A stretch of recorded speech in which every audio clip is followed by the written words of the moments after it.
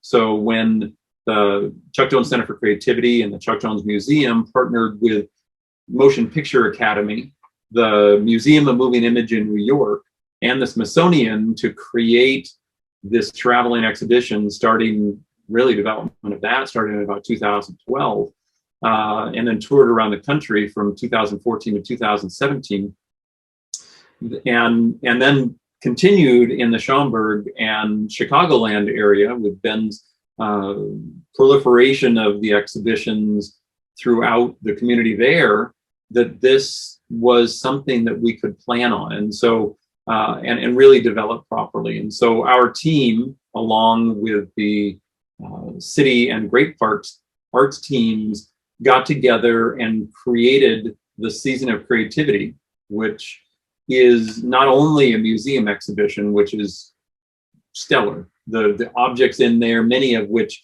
have never been seen before. They're out of the Chuck Jones Museum archives and were specifically chosen to complement the types of things that were in the Smithsonian before. It's a very large space down there. So the challenge was to figure out how to tell a story and then complement it throughout the city with in-person programs, sort of this all-encompassing, hopefully citywide celebration of creativity. And Irvine is so multidimensional.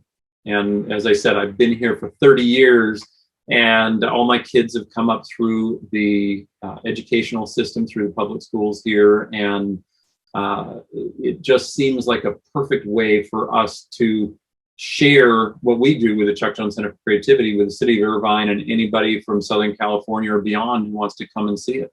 So I am asked what would be a successful run of this exhibition, the Season of Creativity, the Chuck Jones Season of Creativity in Irvine. And I think that a success would be the opportunity to share, in this case, the storyline behind the exhibition is how Chuck Jones created a cartoon. And that is the communication that hopefully is given when somebody walks into the space. So it's an education as well as an experience. So it's a little known fact to most people that the Warner Brothers cartoons were not created in big production, like Disney, where films were made over years and that like the big guys were doing the Looney Tunes cartoons being the short subjects. That was the specialty of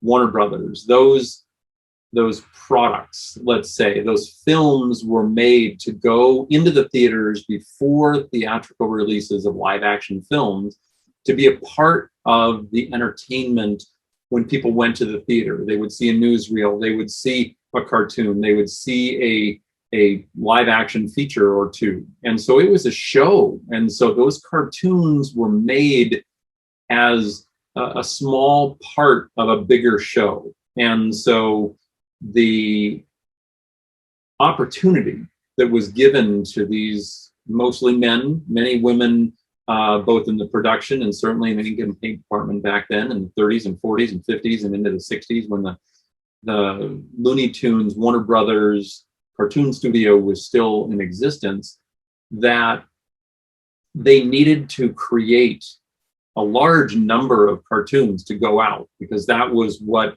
Warner Brothers, before they bought the studio from Leon Schlesinger, that was what they were doing. They were buying them and then sending them out for the entertainment value, because the theater owners demanded a show. They were going to charge a nickel or a dime to get in, which was a lot of money, especially in the 30s and the Depression and the 40s during the war. And people, it was a place to congregate. It was a place to go get information. It was a place to go and be distracted from the challenges of the Depression and the war and even post-war. So the idea that there was not a lot of money being generated, so these guys were not paid well at Warner Brothers. And Leon, although he was a wealthy man, he was a good businessman and created this opportunity for these guys. But one of the things that Leon and his successor,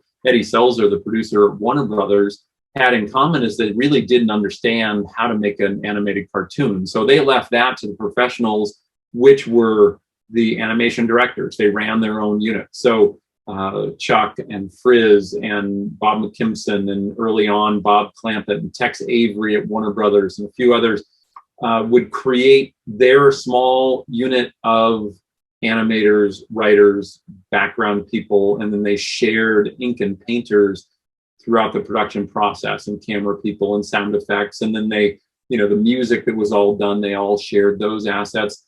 So within this exhibition, the idea is that how did Chuck and the other directors, for the most part, but specifically Chuck in this case, create a cartoon with the discipline that was provided and the constraints that were there at Warner Brothers, which was you have to come in on budget, you have to come in on time, because Leon was not going to pay for more than the minimal amount so that they had to get this done. And the theater owners demanded at least 6 minutes for a cartoon. And so the discipline was to create them at least 6 minutes, but of course Leon didn't want to pay for more than 6 minutes. And there was no editing, there was no reshoots, there was nothing that was done. So they had to figure out a process on how to create a cartoon as efficiently as possible.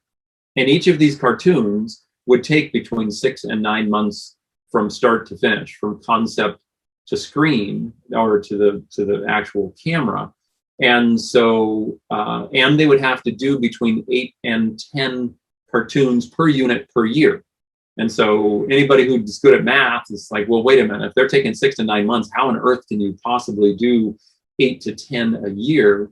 And the way they did it was to create a production line process where the director and the storyman would work together for 5 weeks to create a storyline and go through that process. And then as that crested into layout and timing, that the director would take all of those storyboards and go into the next to do all of these layout drawings, 400 or 500 specific layout drawings. So anybody good at math would take a look and say, how do you get 6 to 9 month cartoon creations and get 8 to 10 of them a year? And the way they did that was to create a production line process. And what I mean is that they would go into story for 5 weeks. So the director and the story person would work on story and create storyboards for 5 weeks. And then as those storyboards then went into layout and timing, another story would start. So they had a set process of going from the storyboards into layout and timing with exposure sheets, and then the animation would happen for 5 weeks. And so, and then ink and paint. And then, so the story within this exhibition of the Season of Creativity is how the characters were developed, how the storyboards were developed, how the layout drawings were done, what they looked like, how they were timed down to a 24th of a second, which is an amazing thing to think that the film was in the minds of the directors down to a 24th of a second before the production ever started, before animation ever started. So to coordinate all those things and to have 6 or 7 or 8 films in production at any given time going through the process was in itself an art form, let alone the byproducts of the cartoons coming out the other end and all of the elements that went into there. So within the exhibition, there's layout drawings, there's early model sheets, there's early storyboards that were done. There's a storyboard by Mike Maltese, which is an incredibly rare thing to see, of a Tom and Jerry cartoon.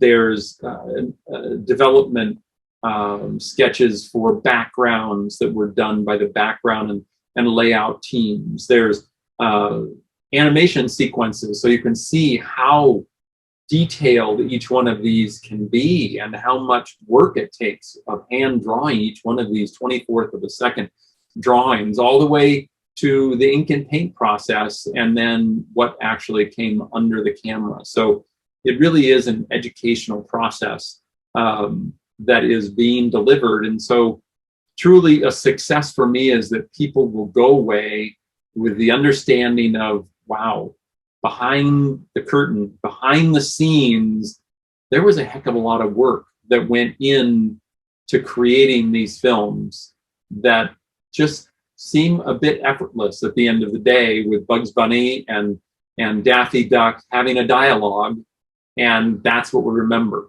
not necessarily all the hard work that went into it. So this is kind of a look behind the curtain to see how it's done.